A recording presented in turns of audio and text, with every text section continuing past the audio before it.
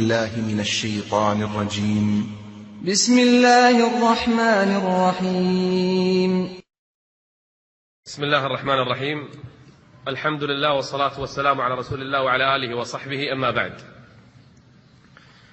أولا أشكر لكم حضوركم، خصوصا ونحن في نهاية الأسبوع وفترة الإجازة التي يرتاح فيها الإنسان من عناء الدوام والدراسة والتعب، لكن أن يفرط الإنسان بترفيهه وراحته لأجل حضور محاضرة في مسجد، هذا إن دل فإنما يدل على إن شاء الله الخير الموجود في قلوبكم، والإيمان الذي يجعل الإنسان يتصبر في طاعة الله في بيت من بيوت الله. ومن السبعة الذين يظلهم الله في ظله يوم لا ظل إلا ظله رجل قلبه معلق في المساجد. ولهذا الله جل وعلا مدح الرجال الذين يجلسون في بيوت الله، في بيوت أذن الله أن ترفع ويذكر فيها اسمه. لو لم يأذن الله ما استطعنا أن نذكر فيها اسمه، لكن أذن الله أن يذكر في المساجد اسمه جل وعلا.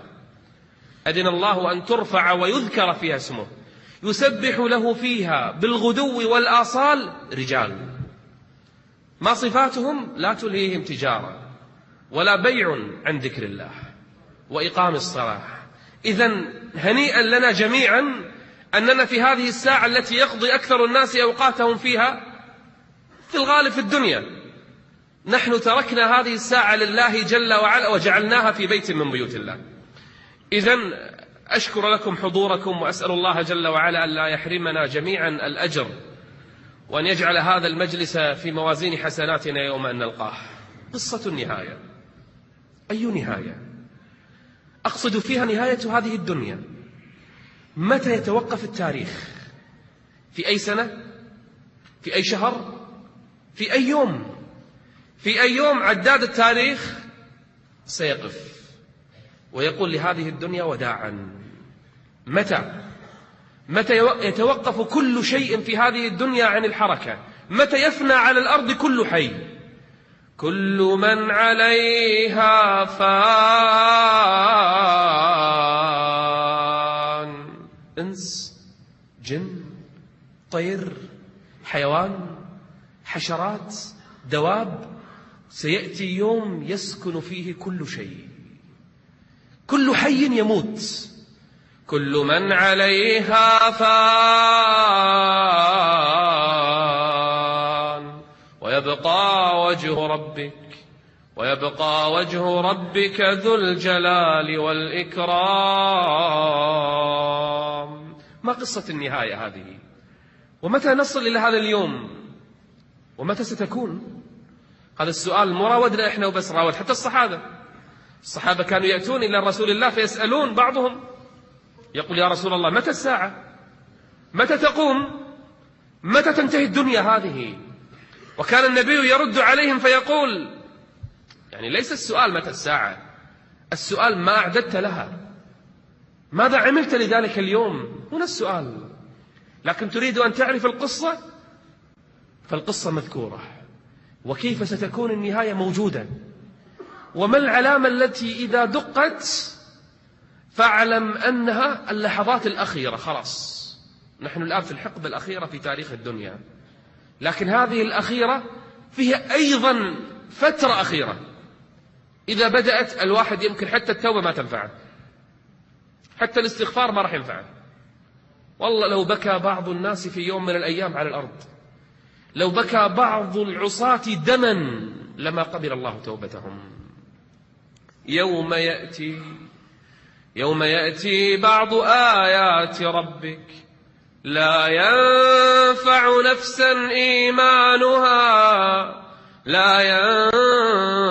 نفسا إيمانها لم تكن آمنت من قبل أو كسبت في إيمانها خيرا.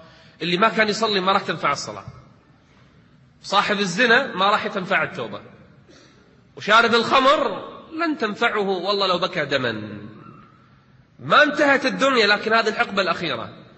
للحين ما بدأنا بقصة النهاية، نتكلم عن النهاية لأن النهاية مفزعة. في حديث أبي هريرة أنه إذا قامت الساعة إذا نفخت النفخة الأولى ولم يبقى حي على وجه الأرض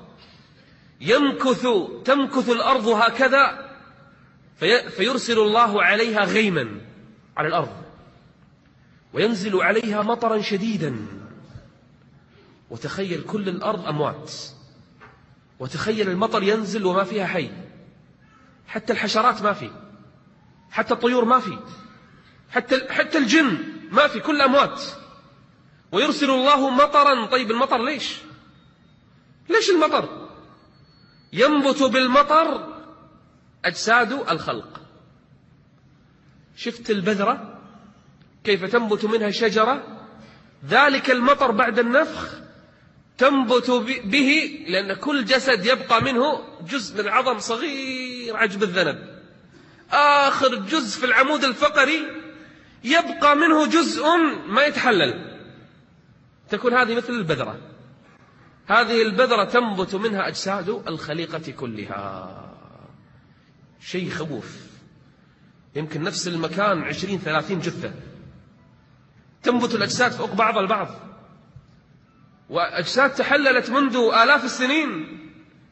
في ذلك المطر تنبت الأجساد حتى يبقى بين النفخة الأولى والثانية 40. لا تسألني 40 يوم ولا شهر ولا سنة. أبو هريرة نسي، يقول لا أدري 40 يوما أو شهرا أو سنة، لكن 40. ليش 40؟ هذه دائما فيها في الشرع لها ميزة. 40 مثل 7 حتى 40، الله أعلم. تمكث الأرض 40، بعدين تنفخ فيها النفخة الثانية، ترجع الأرواح إلى الأجساد، ثم يقال للناس أيها الناس هلموا إلى ربكم وقفوهم إنهم مسؤولون. هذه هي النهاية. لكن شنو قصة النهاية؟ متى سنصل إلى هذه النهاية؟ أول ما بعث النبي صلى الله عليه وسلم بعثته، هي كانت أول إشارة لقرب نهاية هذه الدنيا، بعثة محمد. حتى قال بعثت في نسم الساعة. تعرفون شنو نسم الساعة؟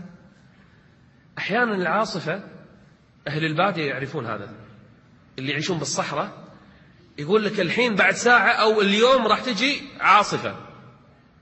ايش دراك؟ لا أرصاد ولا فضائيات ولا، لكن يدري لأن هناك نوع من الهواء يسمى النسم، نسم العاصفة، اتجاهه، شكله، قوته. أهل الخبرة يقول لك في عاصفة بعد شوي جاية، لا دراسات ولا فضائيات ولا غيره. هذا يسمى النسم، بداية العاصفة. بعثة محمد كانت بداية الساعة، مثل النسم قبل العاصفة.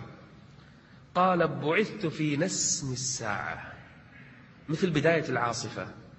ونحن الآن بيننا وبين بعثته عليه الصلاة والسلام أكثر من 1400 وأكثر من 30 سنة. كل هذا ونحن نقترب من نهاية هذه الدنيا.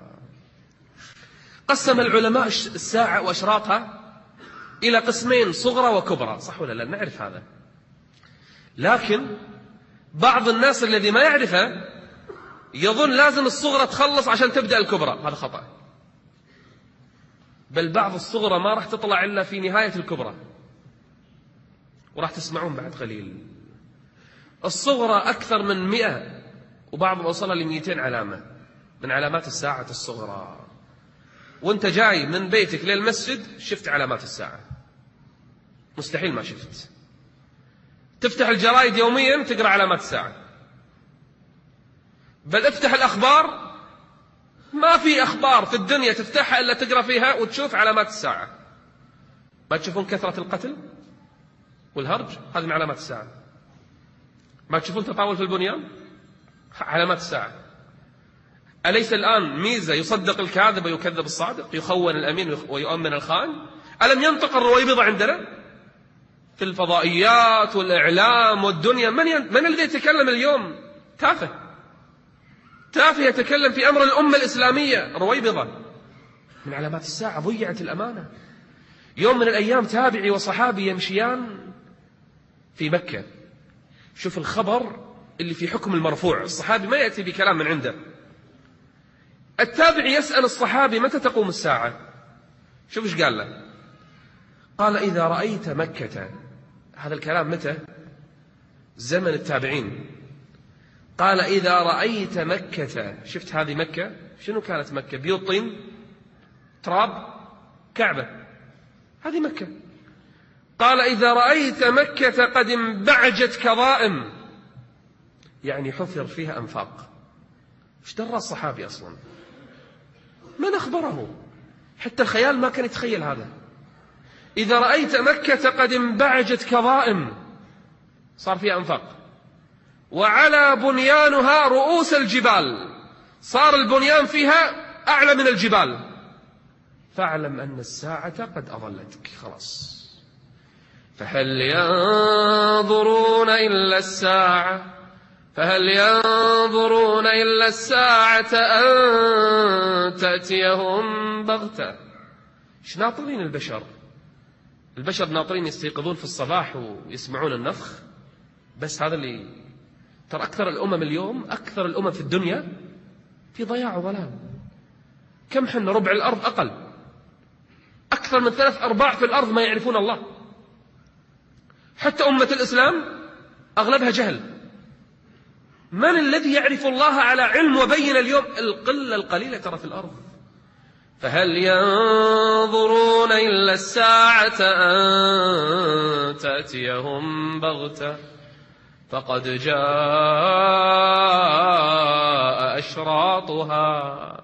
ما راح تقوم الساعة لين تطلع علامة من علامات الصغرى قال عنها النبي صلى الله عليه وسلم، شوف بالتفصيل، قال لن تقوم الساعة حتى تخرج نار. من وين؟ بالحجاز، تضيء لها أعناق الإبل ببصرة بالشام.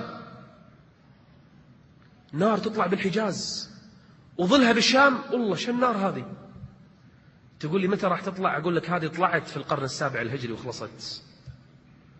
هذه علامة طلعت في القرن 7 الهجري. يقول ابن كثير اقروا في قصتها في البداية والنهاية وشوفوا الناس إيش سووا في ذلك اليوم. من لم يبكي؟ من في ذلك اليوم ترك صلاة؟ من في ذلك الوقت والنار في السماء؟ النار في السماء. من في تلك الأيام ما أعتق العبيد وأرجع المظالم وتاب من الذنوب والمعاصي، لكن وقفت النار ورجع الناس مرة ثانية. القلوب مشكلتها مشكلة. تشوف العلامة تتوب وترجع إلى الله، تنتهي العلامة. اليوم ما يمر أسبوع أسبوعين ولا تقرأ خبر عن زلزال في الأرض، صح ولا لا؟ وهذه نهاية الدنيا، كثرة الزلازل، لأن خلاص الدنيا ستختل، النواميس ستضطرب، القوانين تختل. راح يطلع يوم من الأيام الشمس تقلب دورانها. يعني إيش ناطرين؟ اليوم حتى علماء الجيولوجيا وعلماء الطبيعة وعلماء الأرض اليوم يقولون لك راح تكون كارثة. المناخ كله يتبدل، الدنيا ستنفجر، راح يحصل شيء. ظهر الفساد في البر والبحر، المنظمات العالمية تحذر وتدق ناقوس الخطر، الأوزون يتسع، التلوث يزيد، المناخ كله يتبدل، راح ينذر بكارثة. هم يعلمون أن هذه حكمة الله. خلاص نحن الآن في الفترة الأخيرة من الدنيا. شفت الدخان اللي طلع في أيسلندا قبل أيام؟ ايش سوى في البشر؟ صدقوني هذا الدخان لو طول شهر واحد يمكن الأمم كلها تنهار، اقتصاد أوروبا كله ينهار. مو بس الاقتصاد، إذا اقتصاد أوروبا ينهار يمكن كل العالم ينهار بعده. لكن أذن الله أن ينكشف، إنكم عائدون. سبحان الله. هذا دخان صغير. شلون دخان آخر الزمان؟ كانت الناس تتساءل شنو قصة الدخان آخر الزمان ومن وين راح يجي؟ لكن لما شافوا دخان أيسلندا من بركان صغير قالوا والله على كل شيء قدير. فارتقب يوم تأتي السماء بدخان مبين. دخان أيسلندا ترى ولا شيء، وخلت الناس بالعراء والناس بالمطارات أيام، حتى الأكل مو محصلينه. والله لو طول أيام بعد أخرى عشان شفتوا الكوارث والمصائب الدنيوية. هذا البركان تافه ترى، بركان صغير في آخر الدنيا. شوف ايش سوى في العالم. شلون الدخان المبين آخر الزمان. فارتقب يوم تأتي السماء بدخان مبين يغشى الناس يغطي الأرض. هذا عذاب أليم. يبكي الناس: ربنا اكشف عنا العذاب إنا مؤمنون. للحين ما بدأنا بالعلامات الكبرى، راح أقول لك إياها بقصة مختصرة. علامات الصغرى: اطلع برا ما تشوف لك نساء متبرجات، هذه علامة. في مغنيات اليوم ظهرنا في الدول العربية والإسلامية، هذه علامة. الربا موجود، الزنا موجود، هذه كلها علامات الساعة. يمكن ما شاف بعضها النبي صلى الله عليه وسلم، ما شافها، لكن اليوم حنا، بل حتى السيارات ربما حتى السيارات اللي قاعدين نركبها هذه ربما علامة من علامات الساعة الكبرى، ونحن ما نشعر. العلامات اليوم حولنا. وفي أمر يمكن أنا أقوله كرأي شخصي قد يكون مخطئ فيه: من فيكم زار الحرم النبوي أو على الأقل شاف صوره؟ اليوم الحرم النبوي بتوسعته الجديدة الجميلة مو مثل قبل 20 سنة، لا، الوضع تغير. اليوم الحرم النبوي يرى من خارج المدينة، صح؟ من أطراف المدينة تشوف مناراته والبنيان. ما كان يرى ترى قبل عشرات السنين. قبل عشرات السنين والمباني اللي حوله ما يرى المسجد. اليوم يرى واضح حتى بالتصوير الفضائي. أشبه ما تصوره اليوم بجماله قصر. اليوم جمال المسجد النبوي أعلى وأفضل وأجمل حتى من القصور. حقا هو قصر. قبل 20 سنة كان أحمر. اليوم المسجد النبوي بالتصوير الفضائي أي لون؟ أبيض. شوفوا بالفضائيات تلقونه مثل القصر أبيض. طيب ليش يا شيخ تقول هالكلام؟ تدرون ليش؟ لأن الدجال إذا خرج آخر الزمان حاول يدخل المدينة ما يقدر. يقف عند مشارف المدينة ويرى المسجد من خارجها. شفت؟ يرى المسجد من خارجها. وماذا يقول في صحيح مسلم؟ يقول: هذا هو القصر الأبيض، هذا مسجد أحمد، باللفظ القصر الأبيض. ترى ما كان قبل فترة قصر أبيض، اليوم صار قصر أبيض. أنا ما أجزم، قد يتبدل، قد يكبر أكثر، قد يتوسع أكثر، العلم عند الله. لكن أنا أقول لك ما صار قصرا أبيضا إلا في سنواتنا هذه. ومن أدرى محمدا صلى الله عليه وسلم، وبس انتبه، لما كان مسجده من طين، يعني مسجد اللي من طين وجريد نخل، كان يقول عنه الدجال قصر. وين القصر؟ ما كان أبيض، وما كان يبين من خارج المدينة. الآن كل العلامات الصغرى كأننا أي الصغرى الكبرى. هذا في زمن الدجال. هذا أنا ما أجزم، لكن أقول لك انتبه، لأن أغلب العلامات الصغرى الآن وقعت، من الحروب، من فتح بيت المقدس، من موت بعض الناس، من كذا من كذا، كلها وقع كما أخبر بذلك محمد صلى الله عليه وسلم. السؤال مو هذا، السؤال كيف تسمعونه؟ قصة النهاية الحقيقية، العلامات الكبرى شلون راح تصير؟ وهل راح ندركها احنا ولا لا؟ العلم عند الله. قد أنا وأنت ندرك العلامات الكبرى كلها. الأمر متوقع عيب. شلون تجزم؟ إذا كان النبي صلى الله عليه وسلم، تدرون ايش كان يقول حق أصحابه؟ يقول: إن يخرج الدجال وأنا فيكم، إذا طلع الدجال وأنا موجود حي، فأنا حجيجه دونكم، أنا أتكفل فيه. وإن يخرج ولست فيكم فامرؤ حجيج نفسه. كل واحد يدبر نفسه، كل واحد يلحق على نفسه. يعني حتى النبي صلى الله عليه وسلم كان يتوقع أن الدجال يخرج إذا مو في زمنه قد يكون في زمن أصحابه. إحنا 1400 سنة يا أخوان. ولعل البعض منكم يعلم أن الدجال ترى أصلا موجود. بعضنا قد يخاف. موجود؟ إيه موجود، أيام النبي كان موجود، لكن ما أذن الله له بالخروج. مسألة خلافية صح، لكن لجنة الإفتاء أفتت من زمن يعني بعيد، حسب حديث تميم الداري تعرفونه، أنه موجود، لكن ما أذن له بالخروج إلى اليوم. يعني قد نشوفه قد نشوفه. متى تبدأ العلامات الكبرى؟ تبدأ العلامات الكبرى بحرب. الآن ابدأ احفظ القصة. ما ذكرته لك قبل قليل معلومات، لكن احفظ القصة الآن، لأنك إذا كنت أحد أبطالها وشاهدت أحداثها لازم تكون تعرف شو تسوي. تروح ويا منو؟ وين تروح أصلا؟ وقد نكون نحن إذا مو إحنا عيالنا أو عيال عيالنا يشهدون هذه الأحداث. احفظ القصة وعلمها عيالك. تبدأ العلامات الكبرى بحروب مدمرة، وأول أو أحد الحروب هذه حرب يجتمع فيها المسلمون مع الروم النصارى، يعني حلف يسوون، يقاتلون عدوا ما سماه النبي. من هو العدو؟ ما قال. شوف الحكمة، إنه ما قال من العدو. ما في شيء في الشريعة يذكر إلا بحكمة ويخفى إلا بحكمة. قال تقاتلون أنتم والروم عدوا من ورائكم.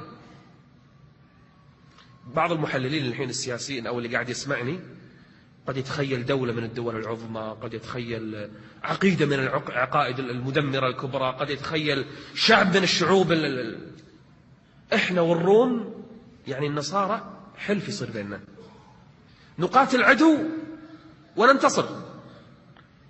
بعد الانتصار هذا فيغدرون كعادتهم. النصارى يغدرون في المسلمين ويأتونكم ب80 راية، في رواية غاية يعني راية، تحت كل راية 12,000 يعني جيش المليون. يرسلون عليكم بالغدر جيش قوامه تقريبا 1,000,000 إنسان. ويبدأ القتال بين المسلمين وبين النصارى. طبعا في ذلك اليوم الفوضى في العالم، فوضى أمنية، فوضى سياسية، فوضى عسكرية، فوضى. لا تتخيل مثل اليوم، لا، دنيا معفوسة. في ذلك اليوم يخرج رجل كما جاء بذلك الصحاح يبايع، شوف المكان، اسمه كاسمي واسم أبيه كاسم أبي، محمد بن عبد الله، رجل من آل بيت النبي صلى الله عليه وسلم، حسني فاطمي علوي نقصد نسبة إلى علي بن أبي طالب. هذا الرجل من آل البيت يبايع الناس، يسمى المهدي في ذلك أحاديث الصحاح. طبعا هذه بداية الآن أول انفراط المسبحة. شنو المسبحة؟ هي صورة بس. شفت المسبح في الخرزات، إذا انقطعت المسبحة ما تطلع خرزة واحدة بعدين خرزة ثانية، شو يصير بالخرزات؟ طيح كلها. بداية الانفراط يعني كل العلامات الكبرى تبدأ بظهور هذا المهدي. أول شيء خلاص تبدأ العلامات الكبرى كلها تتوالى. يبايع الناس بين الركن والمقام. شوف المكان بالضبط عند الكعبة.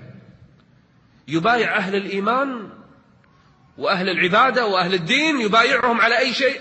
على القتال في سبيل الله. خلاص ذروة سنام الإسلام تعود مرة أخرى، ويبدأ الناس يبايعونه. طبعا إحنا كل يوم يطلع عندنا واحد يقول أنا المهدي.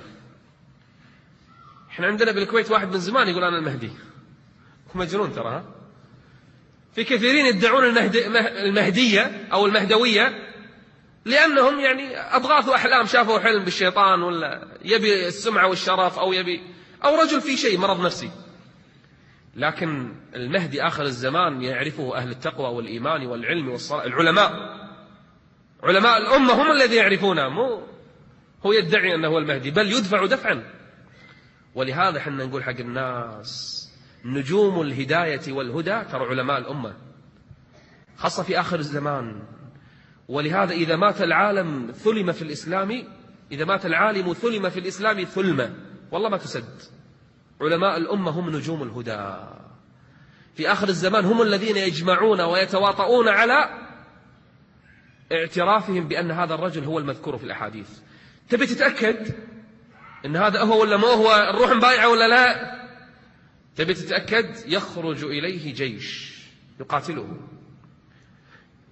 يقول النبي صلى الله عليه وسلم فيخسف بالجيش أوله وآخره، كله يخسف فيه. إذا سمعت بالأخبار أن جيش رايح يقاتل هذا الرجل فابتلعته الأرض كلها، فاعلم أنه الرجل المقصود. احفظ هذه، استفيد منها والله، علمها أولادك.